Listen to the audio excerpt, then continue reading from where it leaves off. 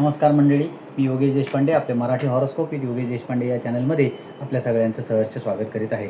या व्हिडिओमध्ये आपण 27 एप्रिल 2026 ते 2 मे 2026 पर्यंतचे मेष, वृषभ आणि मिथुन राशीचे साप्ताहिक राशी भविष्य पाहू। मेष राशीसाठी आठवड्याची सुरुवात फार चांगली असणार आहे। प्रेमाच्या बाबतीत तुमची स्थिती पूर्वीपेक्षा चांगली असेल, तसेच तुमच्या दृष्टिकोनात काहीसा बदलही घडण्याची शक्यता आहे।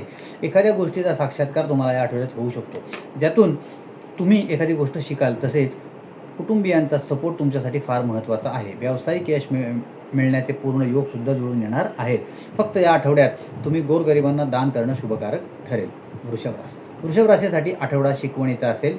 या आठवड्यात तुम्ही अनेक गोष्टी साध्य कराल। जे ठरवाल ते ध्येय पूर्ण करण्याची तुमची पुरेपूर तयारी असेल। फक्त काही गोष्टींवर नियंत्रण असायला हवं, जसं की राग, मत्सर, लोभ। मित्रांचं सहकार्य तुमच्यासाठी खूप महत्त्वाचं ठरणार आहे। आठवड्याच्या शेवटी तुमच्या खर्चात वाढ होऊ शकते, यासाठी खर्च जास्त करू नका। मिथुन राशीसाठी नवीन आठवडा तसेच एप्रिलचा शेवटचा आठवडा काहीसा चढ उतारांचा असणार आहे। या कालावधीत नवीन कोणतीच जोखीम हाती घेऊ नका।